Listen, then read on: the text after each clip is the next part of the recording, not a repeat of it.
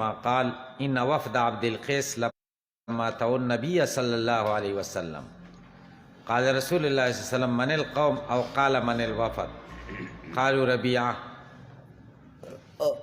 قال مرحبا بالقوم أو قال بالوفد غير خزايا ولا ندامة قالوا يا رسول الله إنا لا نستطيع أن نأتيك إلا في الشهر الحرام وبيننا وبينك هذا الحي من كفار مضر فمرنا بأمر فصل نخبر به من ورانا وندخل به الجنة وسألوه عن الأشربة فأمرهم ب40 ونهاهم عن 40 أمرهم بالإيمان بالله وحده قال تدرون ما الإيمان بالله وحده قالوا الله ورسوله أعلم قال شهادة أن لا إله إلا الله وأن محمد رسول الله وإقام الصلاة وإيتاء الزكاة وصيام رمضان وأن تعطوا من المغنم الخمس ونهاهم عن 40 عن الحنتم والدباء والنقير والمزفت وقال احفظوهن واخبروا بهن من وراكم متفق عليه ولفظه للبخاري. دې حدیث شریف کې یو 5 مباحثو ته خیال کوئ. اول بحث احوال د راوي د حدیث شریف، دویم بحث مختصر تشریح د حدیث شریف، دریم بحث ما هو المقصود من الحدیث، حدیث کې څه شی مقصد دی، څلورم بحث مطابقت د حدیث د کتاب الایمان سره، پنځم بحث حل د مفردات او اعتراضات او جوابات. اول بحث احوال د راوي د حدیث شریف. د دې حدیث شریف راوي د سیدنا عبدالله ابن عباس رضی الله تعالی عنه، ترجمان القرآن، حبر الامه. د عباسی خاندان ابتدا د دنه شوې ده. د په عبادله اربعو کې رسول الله صلی الله علیه وسلم دته دعا کړې ده اللهم علمه الکتاب وفقهه فی الدین. خدای په کتاب پوهه کې، په قرآن او دین کې په فقاهت ورکړي. نهایت لطیف الفهم او زیرک سړی و او ډېر مزاج شناس و. حضرت عمر رضی الله تعالی عنہ د کم عمرۍ باوجود د شورا رکن ګرځولی و. مشرانو صحابه اعتراض وکړ چې د عمره خو زمونږ بچي دي، دی مونږ سره ناست. عمر رضی الله تعالی عنہ د دې امتحان وکړ. اذا جاء نصر الله والفتح سورة النصر باره کې چې د دې څه مقصد دی، نزول څه دپاره سره، چا یو څه وویل چا بل څه وایي، ستا څه رایه ده؟ وایي زما رایه داره چې دې کې نبي علیه السلام اجل ته اشاره ده. عمر رضی الله عنه ورته ویل صحابه ته دغې د وجې نه دی زه مقدم کوم چې ته ته د قرآن پوهه خدای ورکړې ده.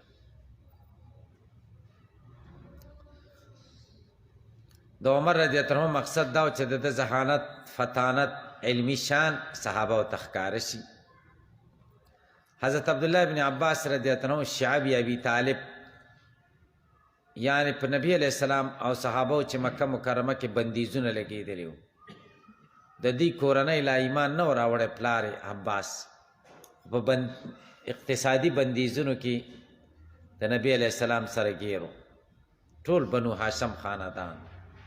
نو په شعبی ابي طالب په هغه دردمنده تکلیفانه زندګۍ کې حبر الامه ترجمان القرآن عبدالله ابن عباس رضی الله تعالی عنہ پیدا شي.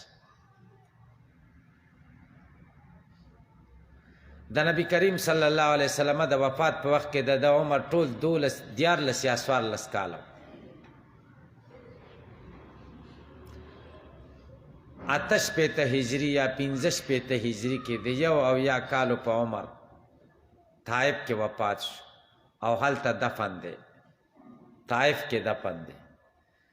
د مرویاتو تعداد 1460 دی، یعنی 1460 حدیث د دنه روایت شوي دي. دې کې 21 یا 26 داسې دي چې د برای راست د نبی کریم صلی الله علیه وسلم نه اورېدلي، نورې د صحابو نه اورېدلي دي. دې ته مراسل د صحابه وایي، مرسل د صحابي، او مراسل د صحابه په اتفاق سره حجت دي. امام مسروق د ابن عباس شاگرد دی وایي اذا رأیت ابن عباس قلت اجمل الناس، چې تا ابن عباس لیدلی وی نو تا به ویل په ټولو خلکو کې ښایسته دی. واذا نغتق قلت افصح الناس، چې خبرې شروع کړو تا به ویلې په ټولو کې فصیح دی. واذا حدث قلت اعلم الناس، چې بیا خبرې کولې نو ته به پوه شوې وې علمي بحث کو چې په ټولو کې زیات علم د سره دی.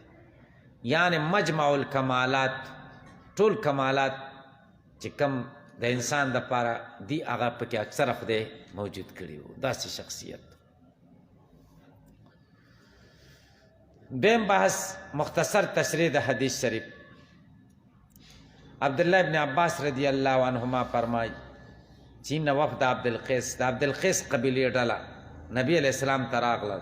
قال رسول الله صلی الله علیه وسلم من القوم ومن الوفد، دا قوم د څوک دی او دا وفد د چاره. دا سوال د استیناس دپاره که استیناس پیژنئ زړورتیا دپاره. نور خو نبی علیہ السلام ته په وحی معلومه شوې وه چې را روان دي. استیناس میلمه راشي تا ته وایي زه درځمه چې راشي ته پوه شي چې دا پلانکی دی او د پلانکي ځای نه راغلی دی که نه، نو ته ورسره هسې خبرې شروع کړي چې اوس د کوم ځای نه راغلی او څنګه راغلی. مقصد دی دا دی چې دی زړور شي خبرې شروع کړي. د هغه ځای خپل یو روبي، د میزبان خپل روبي، نو هسې نه چې د میزبان او یا د میزبان د مکان د روب د وجې نه دی خپل مقصد اظهار ونه کړي. نو دا سنت طریقه ده. نبی علیہ السلام ورته من القوم ومن الوفد، قالوا ربیع، مونږ د ربیع قوم خلک. قال مرحبا بالقوم او بالوفد غیر خزایا ولا ندامه، نه شرمنده یې او نه خپیمانه په زور نه راغلي، په خپله خوښه راغلي. قال دی ویل یا رسول الله، د خدای پیغمبره، انا لا نستطيع ان ناتيك الا في الشهر الحرام، مونږ طاقت نه لرو چې تا ته راشو مګر د عزت په میاشت کې. وبیننا وبینک هذا الحي من کفار مضر، زمونږ او ستا په منځ کې دا کلی د مضر د کافرانو د هغوی مونږ ګیرئ. صرف د عزت په میاشتو کې راتلی شو، ځکه د عزت د میاشتو احترام به کافران هم کوو، یو بل ته به یې څه نه ویلې.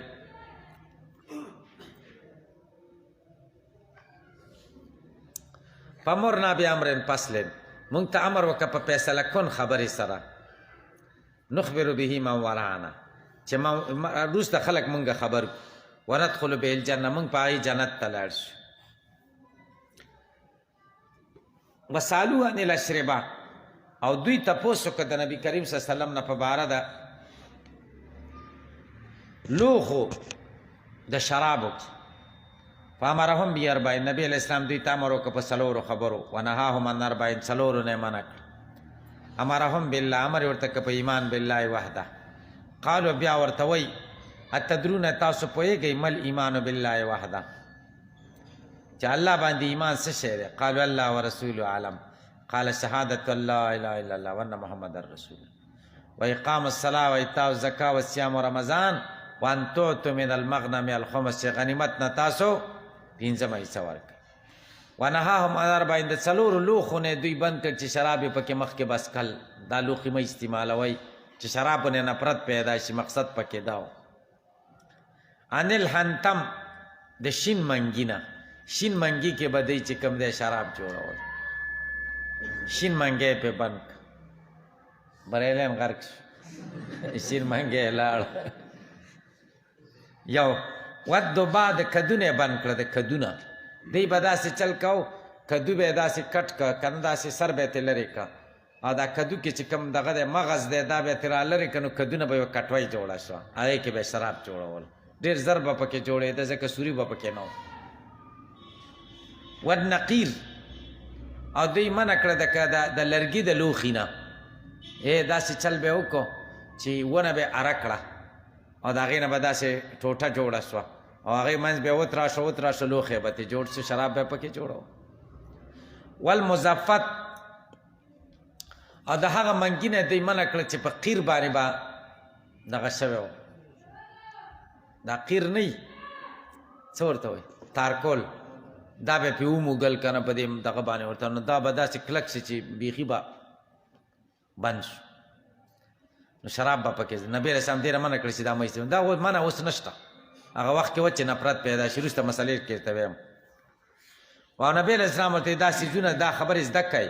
واخبروا بهن من وراکم، تاسو نه چې شاته کوم خلک دي هغه هم په دې خبر کوي. دریم بحث ما هو المقصود من الحدیث، مقصود د حدیث څه شی دی؟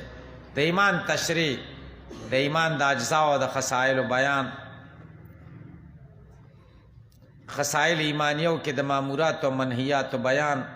غرض د صاحب مشکات رد بلیغ دی په مرجعو چې اعمال بې فایدې ګڼي. وګوره اعمال د ایمان د پاره څومره ناپی دي. څلورم بحث مطابقت د حدیث د کتاب الایمان سره.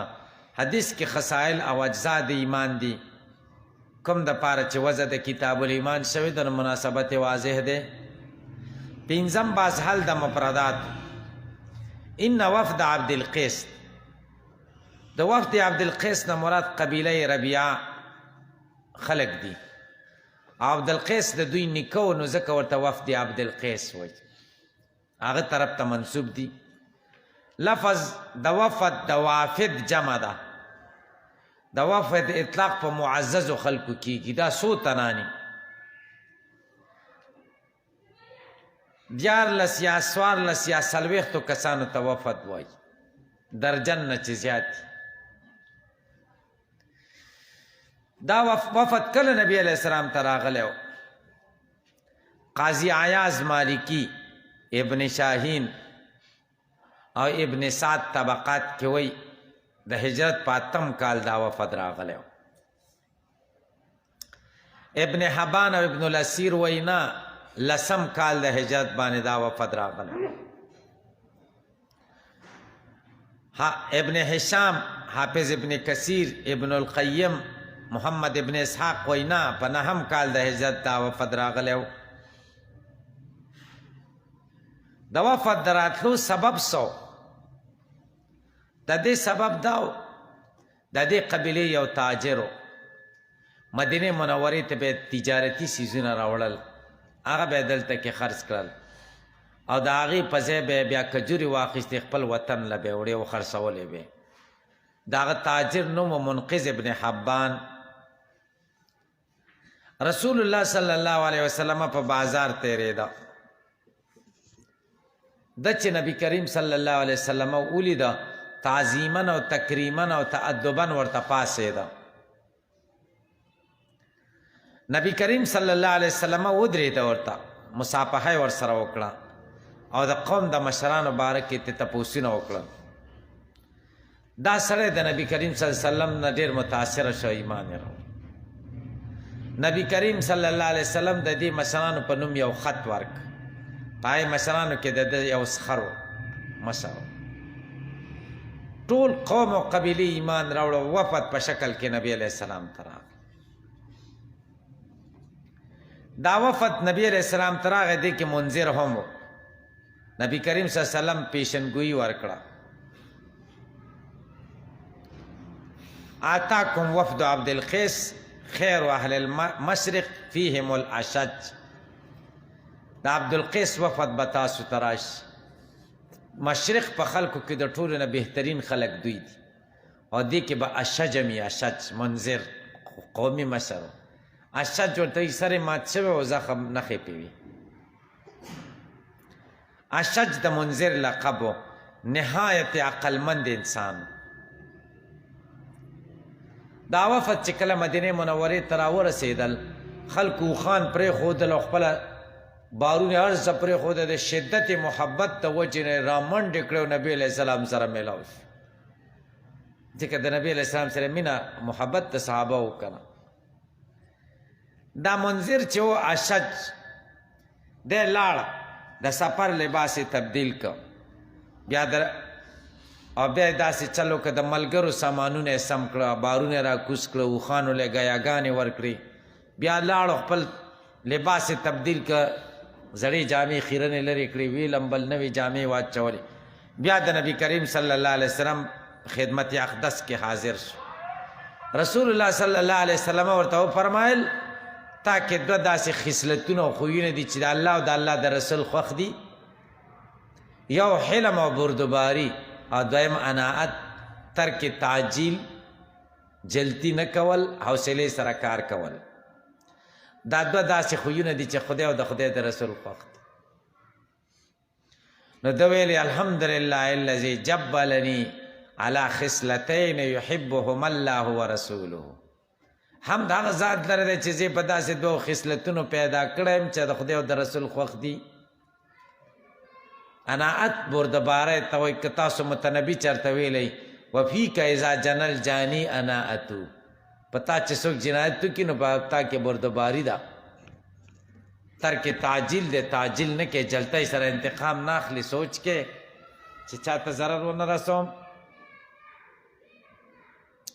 د دې نه بعد دی وفد د نبي کریم صلی الله علیه وسلم نه څه سوالات وکړو چې روایت کې تفصیل دی. نبی علیہ السلام ورته من القوم و من الوفد، دا شک د راوي نه دی چې نبی علیہ السلام من الوفد ویلی او که من القوم ویلی. استفهام حقیقي نه دی، ځکه نبی علیہ السلام مخکې نه پیشنګویي ورکړې وه چې اهل مشرق به تاسو ته راځي. استفهام د انس او د طالب حاصلولو دپاره و. میلمنو ته طالبي کلمات ویل سنت دي، مسنون دي، هغه په خبرو راوستل. تاسو په دې خبر باندې پوهېږئ که د اسلام کې هم دا یو اصل دی، صحافت کې هم دا اصول دي چې سړی راشي نو ته چا سره مصاحبه کې خبرې ورسره کوې نو شروع به ته وکړې لاس کې بالپینې، ماشاءالله دا خو ډېر ښه بالپین دی او دا ډېر ښه کار کوي، خرابېږي هم نه او دا په 100 روپۍ شوی دی، دې نه به خبره شروع کړي. یا دا پټکی خو ډېر ښه شی دی او دا تور رنګ څنګه دی او دا دې ته څه وایي، دې کپړې ته څه وایي، دا په 100 روپۍ ده، په دې ځای نه خبره شروع کړي، بیا مقصود ته راشي. دې ته طالبي کلمات وایي، دا د انس دپاره سنت طریقه ده. یا ښه پېژني، ټوله دنیا هم پېژني چې دا پلانکی سړی دی. صحافي چې ته تپوس کوې ورته وایي ځان معرفي که، پېژني که نه، ځان معرفي که څه مطلب دی، خبرې ورسره شروع کوي چې هغه د ځان په تعارف کې داسې خبرې وکړي چې یو کې ته بیا تپوسونه کوي. نو هغې ورته څه وایي قالو ربیعه، قالو ضمیر جمع یا صحابو ته راجع دی او یا وفد ته راجع دی، دې کې ترکیبي احتمالات څلور دي. نو ربیعتن به مرفوع شي، نحنو به مبتدا شي، نحنو ربیعه، او قالو کې به ضمیر قوم ته راجع شي. قالو دی ویلې نحنو ربیعه، مونږ د ربیعه قوم خلک یو. دیم دا دی چې د قالو ضمیر صحابه ته راجع دی او ربیعه خبر د مبتدای محذوفې دی چې هم دی. قالو صحابه وفرمایل نبی علیہ السلام ته هم ربیعه، دوی د ربیعه قوم خلک دي.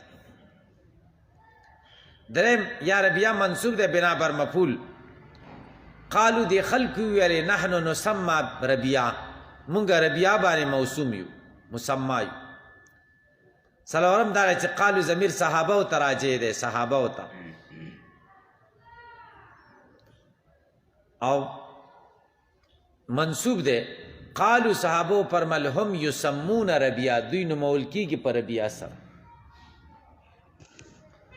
نبی علیہ السلام ورته مرحبا بالقوم، قوم ته مرحبا او خراغلاس وایي، میلمنو ته به خراغلاس وایي، هرکلی به یې کې. مرحبا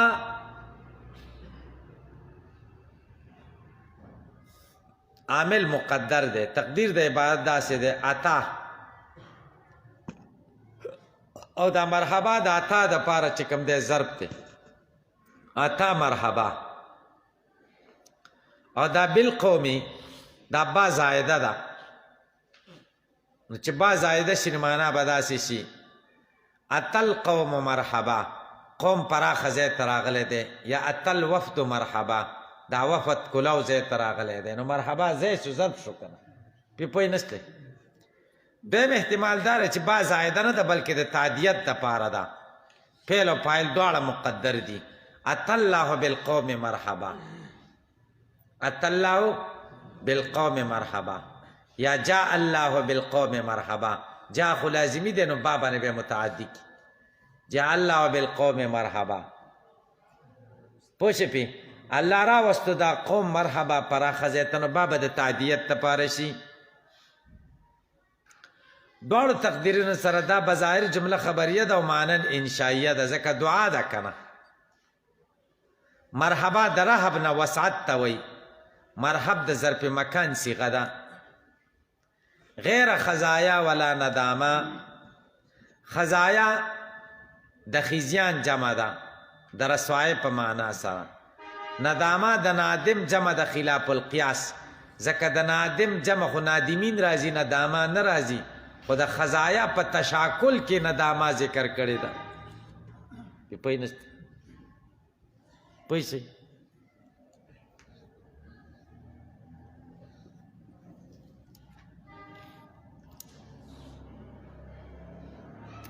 معنا دا چې دا قوم داسې حالت کې راغی چې شرمندم نه دي، جنگ کې نه دي نیول شوي، پیمانم نه دي، یو غټه سرمایه ترلاسه کړه چې پیغمبر صلی الله علیه وسلم صحبت. انا لا نستطيع ان ناتيك، عقلمند انسان همیشه د خپل مقصد نه وړاندې څه تمهیدي کلمات ذکر کوي. دوی څه تمهیدي کلمات ذکر کړو بیا خپل مقصد ذکر کړ. الا فی شهر، مونږ تا ته نشو راتلی مګر د عزت په میاشتو کې. دا الا فی شهر الحرام د عمومي اوقات نه استثناء ده، او د شهر الحرام نه مراد جنس دی چې څلور دي، یا پکې الف لام احدی دی مراد صرف رجب دی، یا شهر الحرام کې الف لام جنسی دی نو څلور تی مراد شي کنه. جنس اطلاق په قلیل او کثیر دواړو کې. بیننا و بینک، دا بیننا و بینک معطوف معطوف الیه خبر مقدم دی ظرف، او هذا الحي دا مبتدا مؤخره ده، او من کفار مضر د هذا الحي د پاره بیان دی. پوه نشته تاسو په پوښتنه نو دی ورته بیا وایي فمرنا بامر فصل. دا مضر چې کوم دی دا غیر منصرف دی.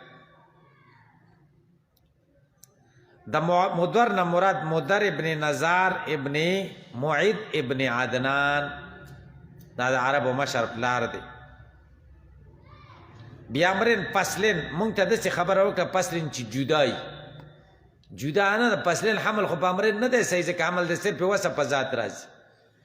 جواب دار بیامرین فاصلین مصدر په معنا د اسم فاعل سره، اسم مفعول سره بیامرین مفصولین، او یا دا حمل مبالغتن دی لکه زیدون عدلون. درې واړه احتمالات پکې شته. نخبر به من ورانا، دا امر د پاره صفت ثانی دی. وسألوه عن الاشربه، دا دیم درخواست دی. دلته مضروب ذکر دی چې اشربه دی، لیکن مراد ترېنه ضرب دی. موږ ته لوښي د شراب وښایه چې کومو لوښو کې اوبه څکو کومو کې نه څکو.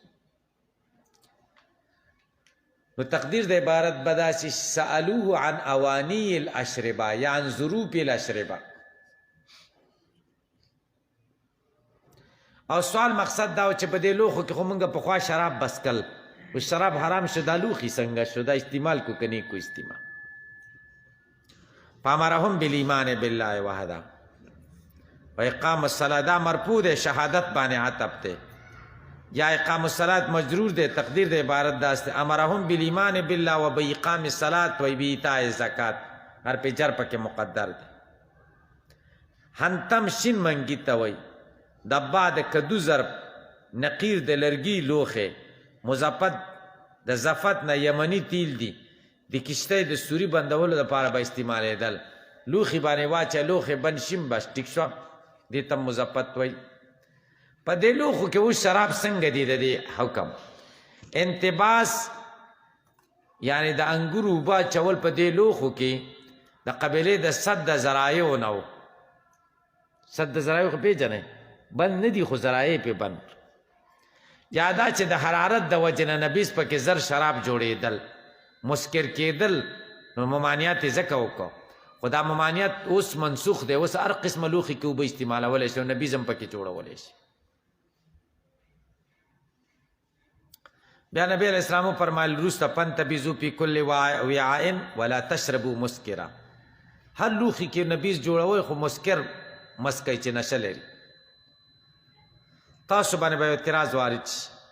امرهم باربعین کی تفصیل علی وفق الاجمال نه دی، ځکه شهادت الله الا الله سره د معطوفاتو نه شی واحد دی. امر یې ورته په څلورو وکړو، ذکر یې یو کو، اجمال کې څلور دی او دا یو دی. جواب دار الله الا الله سره د معطوفاتو نه شهادت بظاهره یو دی، خو په اعتبار د اجزا سره څلور دی. اول شهادتین و اقرار، بیم اقام الصلاة، دریم ایتاء و زکات، څلورم صیام و رمضان. بیا به اعتراض وارد شي چې اجمال کې خو څلور دي فامرهم باربعین او تفصیل کې 15 دي څلور دغه شو او 15 وان توت من المغنم الخمس د غنیمت نه 15 حصہ ورکړي. تاسو په جواب پوه شئ کنه سي. اول جواب علامه قرطبي او علامه طیبی کړی دی. هغه دار چې دوی مسلمانانو نو د شهادتینو ذکر په طور تبرک شوی دی، هغه مقصود نه دی. او دا نور درې او څلورمې وان تعت من المغنم الخمس دا مقصودي و، نو دا ذکر. دیم جواب قاضي عیاض او ابن بطال کړی دی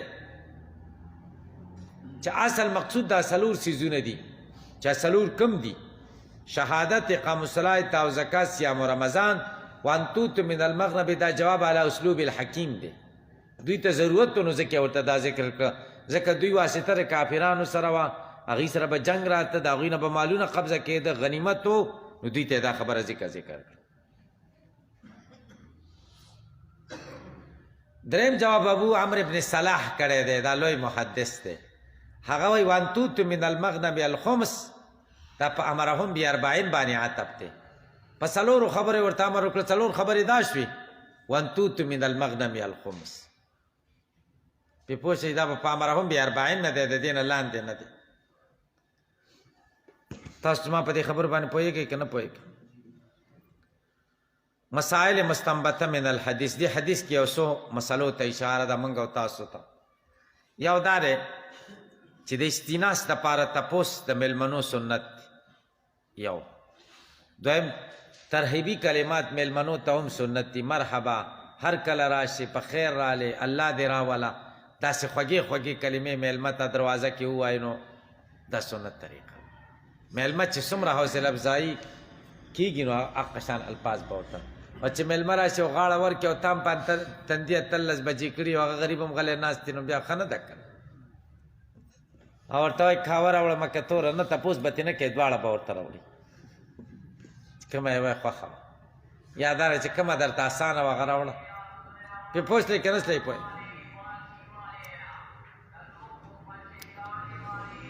دریم دا چې په الفاظو حوصله افزایي دا مسنونه ده، چې غیر خزایا ولا ندامه، شرمنده نه ښه دغه به ورته ذکر کوي صفتونه.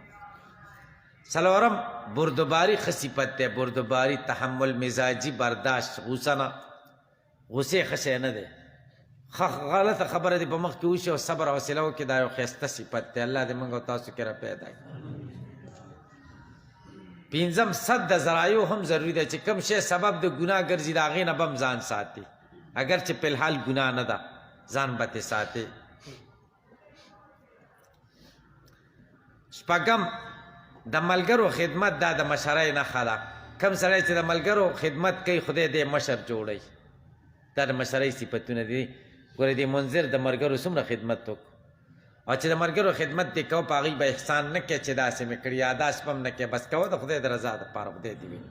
طالبانو ته پکار دي چې د ملګرو کاسې وینځي، د هغوی دپاره بسترې وي، غونډۍ نورلی خیجی، هغوی له دې احسان نه کوي، دا دې داسې ګڼي لکه زه په خپل کار کوم که نه.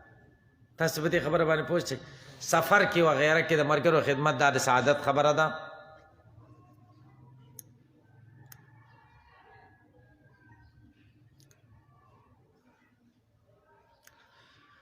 وم دا مسله معلومه شوه چې د معززو مشرانو، علما کرامو، بزرګانو ملاقات په وخت کې نوې جامې اچول ښه کار دی، ځان صفا کول. تاسو پې پوه شئ. بخاري شریف کې به درته راشي باب التجمل للوفود، وفود به راتلل، نبي کریم صلی الله علیه وسلم به نوې جامې اچولې، ځان به یې برابراو. منذر چې د نبي علیه السلام سره ملاقات ته راته نو نوې جامې واچولې او ځان یې صفا کړه. دا مسنونه طریقه ده. پې پوه شئ که نه شئ؟ درود شریف اللهم صل